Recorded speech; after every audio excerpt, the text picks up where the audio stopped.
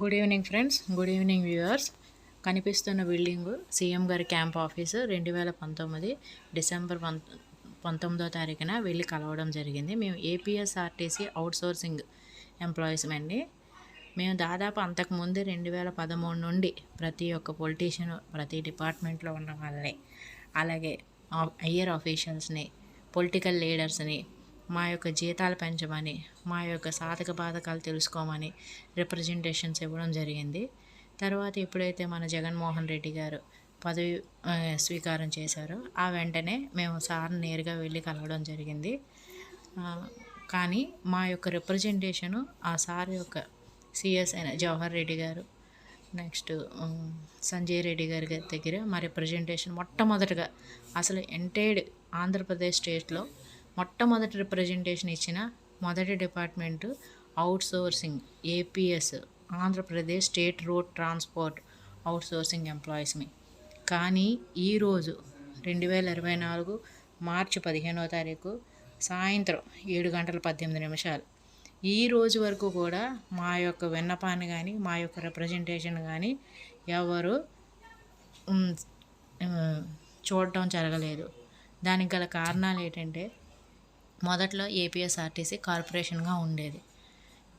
YSRCP government form అయిన తర్వాత 1/1/2020 నుండి అందులో ఉన్న ఎంప్లాయీస్ని గవర్నమెంట్ ఎంప్లాయీస్గా మారుస్తూ జీతాలు ఇవ్వడం, వాళ్ళ సాధక బాధకాలు తీర్చడం జరిగింది.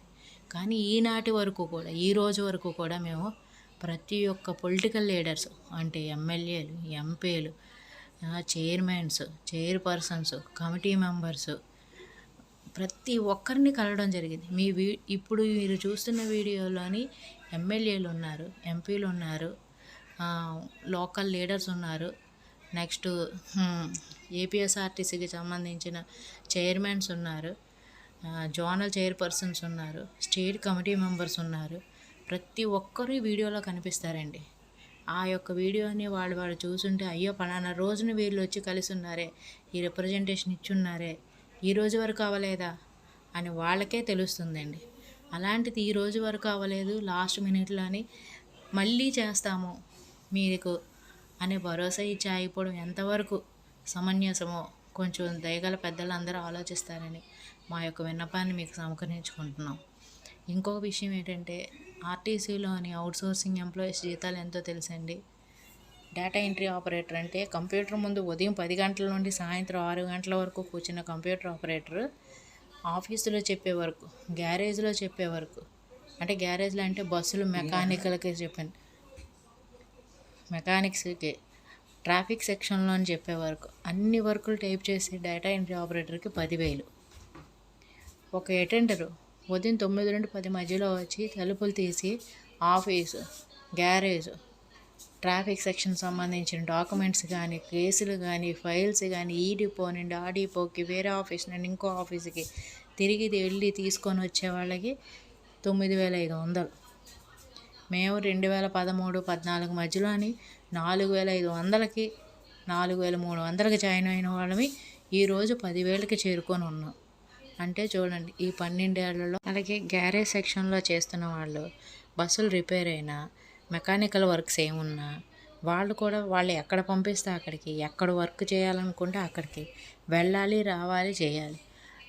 అందులోని ట్రాఫిక్ సెక్షన్లోని కొందరు చేస్తారు, మెడికల్ డిపార్ట్మెంట్లో అంటే డిస్పెన్సరీ సెక్షన్లో కొందరు చేస్తారు. ఇలాగ వేరియస్ పొజిషన్లో చేస్తున్న అవుట్సోర్సింగ్ వాళ్ళకి జీతాలు కార్పొరేషన్ తరపున లేబర్ యాక్ట్ అనే ఒక కాన్సెప్ట్ మీద ఎంత తక్కువ జీతాలో తెలుసండి. ఇప్పుడున్న కాలంలో, ఇప్పుడున్న ఖర్చులకి, ఇప్పుడున్న సిచ్యువేషన్స్కి ఈ జీతాలతోని ఒక కుటుంబం, సగటు కుటుంబం ఏ విధంగా జీవనం సాగించగలదు.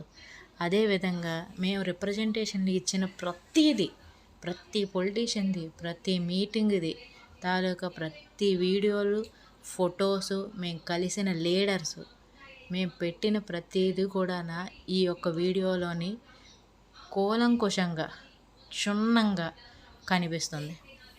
అలాంటిది ఈరోజు ఆర్టీసీలో పనిచేస్తున్న అవుట్సోర్సింగ్ వాళ్ళకి గవర్నమెంట్ ఎస్టాబ్లిష్ చేసిన ఆప్కోస్లో చేర్చలేదు. అలాగే కార్పొరేషన్లో ఉన్న అవుట్సోర్సింగ్ వాళ్ళకి జీతాలు పెంచలేదు. ఏ గవర్నమెంట్ రూల్కి కూడా మేము అర్హులం కాదు అనే పద్ధతిలోనే అవుట్సోర్సింగ్ వాళ్ళని ఉంచేశారు. కేవలం ఏపీఎస్ఆర్టీసీలో పనిచేస్తున్న అవుట్సోర్సింగ్